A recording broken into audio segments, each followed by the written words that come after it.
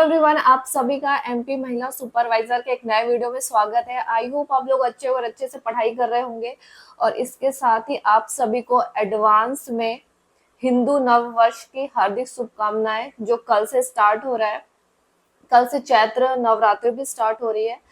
तो ये हिंदू नव वर्ष चैत्र मास की शुक्ल पक्ष की प्रतिपदा को मनाया जाता है, राइट। और महाराष्ट्र में गुड़ी पड़वा और सब जगह साउथ में भी अलग अलग नाम से जाना जाता है। तो आइए स्टार्ट करते हैं। क्या स्टार्ट करते हैं? एमसीक्यू स्टार्ट करते हैं। टॉपिक बता देती हूँ।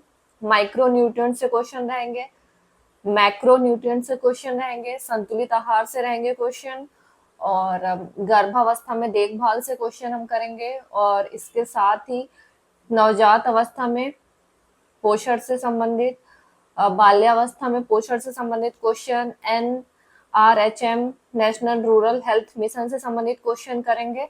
ये सारे क्वेश्चन रहेंगे, राइट। तो आइए स्टार्ट करते हैं बिना देर किए। और इससे पहले आपने अभी तक वीडियो को लाइक शेयर सब्सक्राइब नहीं किया तो फटाफट कर दीजिए। आइए स्टार्ट करते हैं। तो फर्स्ट क्वेश्चन है, गर्भावस्था के दौरान गर्भवती महिला को आयरन और फोलिक एसिड की गोलियां कब तक लेनी चाहिए? बताइए। पूरे 9 महीने, प्रसव के बाद 6 महीने तक, गर्भावस्था के दूसरे तिमाही से लेकर 6 माह तक, गर्भावस्था के दौरान और प्रसव के बाद 6 महीने तक। बताइए क्या होगा इसका राइट आंसर। तो इसका राइट आंसर है गर्भावस्था के दौरान और प्रसव के बाद 6 महीने तक लेनी चाहिए आपको, ठीक है। नेक्स्ट क्वेश्चन है, गर्भावस्था के दौरान उच्च रक्तचाप, हाई ब्लड प्रेशर होने पर कौन सा खतरा हो सकता है? समय से पूर्व प्रसव, शिशु का कम वजन होना, गर्भपात का खतरा, या उपरोक्त सभी? तो इसका राइट आंसर है उपरोक्त सभी, ठीक है। गर्भावस्था के दौरान महिला को कितनी बार प्रसव पूर्व जांच ANC करानी चाहिए? कम से कम 4 बार, कम से कम 2 बार, महीने में 1 बार, या प्रसव के बाद? तो इसका राइट आंसर है कम से कम 4 बार करानी चाहिए जांच। गर्भावस्था में खतरों के लक्षणों में से कौन सा प्रमुख लक्षण है? तेज सिरदर्द और धुंधला दिखाई देना, पैरों और हाथों में सूजन, योनि से रक्तस्राव, या सभी? तो राइट आंसर है उपरोक्त सभी। गर्भावस्था के दौरान कौन सा टीका लगाया जाता है जिससे नवजात शिशु और मां को टिटनेस से बचाया जा सकता है? क्वेश्चन में ही आंसर छिपा हुआ है। राइट आंसर है टीटी, टिटनेस टिटनेस टॉक्साइड। गर्भावस्था के दौरान कैल्शियम की कितनी मात्रा प्रतिदिन लेनी चाहिए? 500 मिलीग्राम, 1000 मिलीग्राम, 200 मिलीग्राम, या 750 मिलीग्राम? तो राइट आंसर है 1000 मिलीग्राम। गर्भावस्था के दौरान निम्न में से कौन सा भोजन आयरन का प्रमुख स्रोत है? दूध और दही, हरी पत्तेदार सब्जियां और गुड़, फल और मेवे, चावल और गेहूं? तो इसका राइट आंसर है हरी पत्तेदार सब्जियां और गुड़,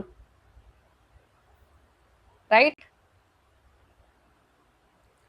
सुरक्षित मातृत्व आश्वासन के लिए गर्भवती महिला को किस महीने तक पहली प्रसव पूर्व जांच ANC करवा लेनी चाहिए? 3 महीने तक, 5 महीने तक, 7 महीने तक, 9 महीने तक? तो राइट आंसर है 3 महीने तक पहली जांच करवा लेनी चाहिए गर्भवती महिला को। गर्भावस्था के दौरान शिशु का सही विकास सुनिश्चित करने के लिए प्रोटीन युक्त आहार में क्या शामिल होना चाहिए? दालें और अंडा, फल और सब्जियां, चावल और आलू, मिठाइयाँ और नमकीन? बताइए। तो राइट आंसर है दालें और अंडा। सामान्य रूप से गर्भवती महिला का वजन पूरे गर्भकाल में औसतन कितने किलोग्राम बढ़ना चाहिए?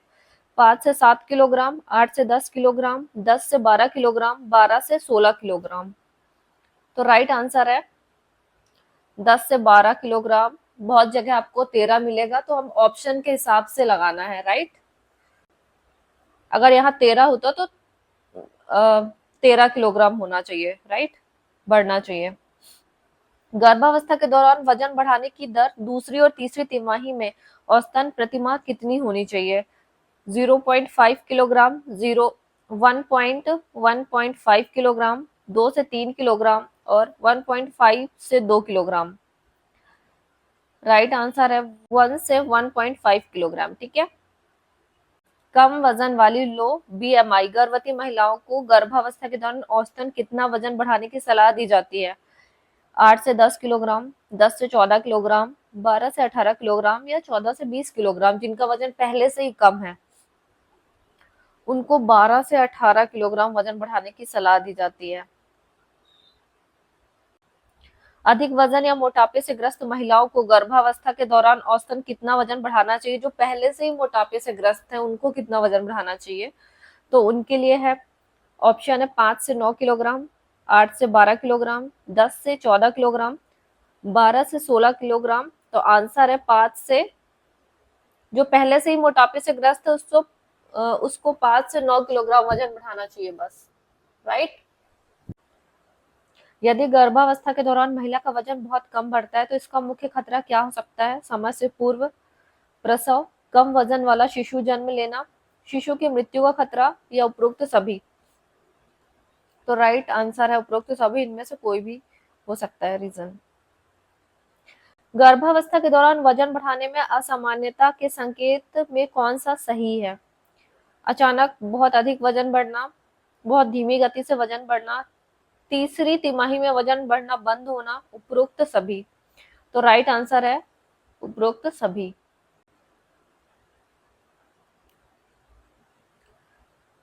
गर्भावस्था में सामान्य वजन वृद्धि में से लगभग कितना प्रतिशत वजन शिशु प्लेसेंटा और एमनियोटिक द्रव का होता है? 20%, 40%, 50%, 60%। तो राइट आंसर है 40%। गर्भावस्था के दौरान वजन की निगरानी के लिए महिला को कितनी बार वजन मापने की सलाह दी जाती है? हर महीने, हर तिमाही में, हर सप्ताह, प्रसव के समय। तो राइट आंसर है हर महीने वजन अपना मापने की सलाह दी जाती है। राइट। गर्भावस्था में अधिक वजन बढ़ने से मां और शिशु दोनों को कौन से खतरे हो सकते हैं? गर्भकालीन मधुमेह या डायबिटीज, उच्च रक्तचाप और प्री एक्लेम्सिया, सिजेरियन प्रसव का खतरा, उपरोक्त सभी। तो राइट आंसर है उपरोक्त सभी। एक समान बीएमआई वाली गर्भवती महिला को पहली तिमाही में औसतन कितना वजन बढ़ाना चाहिए? 0.5 से 1 किलोग्राम, 1 से 2 किलोग्राम, 2 से 3 किलोग्राम या 3 से 4 किलोग्राम पहली तिमाही में। तो 1 से 2 किलोग्राम बढ़ाना चाहिए। ठीक है। संतुलित आहार का मुख्य उद्देश्य क्या है? शरीर को ऊर्जा देना, शरीर की वृद्धि और विकास में सहायता करना, रोगों से लड़ने की क्षमता बढ़ाना, उपरोक्त सभी। तो राइट आंसर है उपरोक्त सभी। सभी काम करता है संतुलित आहार। संतुलित आहार में मुख्य रूप से किन पोषक तत्वों का होना आवश्यक है? केवल कार्बोहाइड्रेट और प्रोटीन, केवल विटामिन और खनिज, कार्बोहाइड्रेट, प्रोटीन, वसा, विटामिन, खनिज और जल, केवल वसा और जल। तो राइट आंसर है कार्बोहाइड्रेट, प्रोटीन, वसा, विटामिन, खनिज और जल। निम्नलिखित में से कौन सा खाद्य पदार्थ प्रोटीन का अच्छा स्रोत है? चावल और गेहूं, हरी पत्तेदार सब्जियां, दालें और अंडे, मक्खन और घी। तो राइट आंसर है दाल और अंडे प्रोटीन का अच्छा स्रोत है। गर्भवती महिलाओं के लिए संतुलित आहार में आयरन और फोलिक एसिड की आवश्यकता क्यों होती है? शिशु के मस्तिष्क विकास के लिए, खून की कमी एनीमिया को रोकने के लिए, गर्भकालीन मधुमेह को नियंत्रित करने के लिए, शरीर में पानी की मात्रा बनाए रखने के लिए। तो राइट आंसर है, क्या है राइट आंसर? खून की कमी एनीमिया को रोकने के लिए। संतुलित आहार में कार्बोहाइड्रेट की प्रमुख भूमिका क्या है? शरीर की कोशिकाओं की मरम्मत, ऊर्जा प्रदान करना, रोग प्रतिरोधक क्षमता बढ़ाना, हड्डियों को मजबूत करना। तो राइट आंसर है शरीर को ऊर्जा प्रदान करना। राष्ट्रीय ग्रामीण स्वास्थ्य mission NRHM national rural health mission की शुरुआत भारत सरकार द्वारा कब की गई थी? 2000 में, 2005 में, 2010 में या 2015 में? तो राइट आंसर है 2005 में इसकी शुरुआत की गई थी। राष्ट्रीय ग्रामीण स्वास्थ्य मिशन का मुख्य उद्देश्य क्या है? इससे काफी क्वेश्चन पूछे जाते हैं अलग अलग तरीके से, फैक्ट वाले भी, कॉन्सेप्ट बेस्ड वाले भी, राइट। शहरी क्षेत्रों में स्वास्थ्य सुविधाओं का विस्तार, ग्रामीण क्षेत्रों में स्वास्थ्य सेवाओं की गुणवत्ता में सुधार, केवल बच्चों के टीकाकरण पर ध्यान देना, उच्च शिक्षा को बढ़ावा देना। तो राइट आंसर है ग्रामीण, राइट आंसर है ग्रामीण क्षेत्रों में स्वास्थ्य सेवाओं की गुणवत्ता में सुधार। जैसे योजनाएं हैं, जैसे आपने देखा हो कि जो योजनाएं हैं बहुत ज्यादा है, बहुत सारी है, मतलब आपको लग रहा हो कि कितनी ज्यादा है योजनाएं, लेकिन आप चाहते हो कि ऐसी योजना जो आए ही आए, जो पेपर में मिले ही मिले, तो वो ये वाली योजना है, राष्ट्रीय ग्रामीण स्वास्थ्य मिशन, ठीक है, नेशनल रूरल हेल्थ मिशन। ये मिलेगी ही मिलेगी आपको। एनआरएचएम के अंतर्गत समुदाय में स्वास्थ्य सेवाएं प्रदान करने के लिए किसे नियुक्त किया जाता है? एएनएम, ऑक्सिलरी नर्स, मिडवाइफ, इसका फुल फॉर्म भी पूछा जा सकता है एएनएम का। आंगनवाड़ी कार्यकर्ता, आशा कार्यकर्ता का भी फुल फॉर्म देख लेना, एक्रीडिटेड सोशल हेल्थ एक्टिविस्ट और डॉक्टर, राइट। तो इसका होगा आशा होगा, फुल फॉर्म इसका आपको पहले से ही पता होगा। एन एनआरएचएम के तहत मातृ एवं शिशु स्वास्थ्य सेवाओं को बेहतर बनाने के लिए कौन सी योजना शुरू की गई है? प्रधानमंत्री मातृ वंदना योजना, जननी सुरक्षा योजना, मिशन इंद्रधनुष, बेटी बचाओ बेटी पढ़ाओ। तो इसके अंतर्गत जननी सुरक्षा योजना शुरू की गई है। वेरी वेरी इंपॉर्टेंट क्वेश्चन है, आप बहुत अच्छे से देख लेना। राष्ट्रीय ग्रामीण स्वास्थ्य मिशन को 2013 में किस मिशन के रूप में शामिल किया गया? आयुष्मान भारत योजना, राष्ट्रीय स्वास्थ्य मिशन, प्रधानमंत्री स्वास्थ्य सुरक्षा योजना, पोषण अभियान। तो राइट आंसर है राष्ट्रीय स्वास्थ्य मिशन के तहत, राइट। माइक्रोन्यूट्रिएंट्स, सूक्ष्म पोषक तत्वों से संबंधित क्वेश्चन आ गया और ये आपके सिलेबस का भी पार्ट है, तो आइए देख लेते हैं।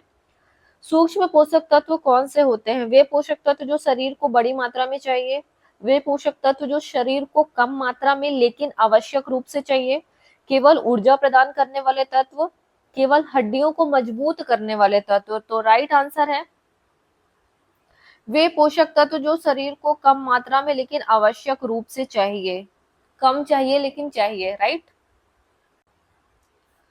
निम्नलिखित में से कौन सा सूक्ष्म पोषक तत्व है? Protein, calcium, vitamin A, carbohydrate.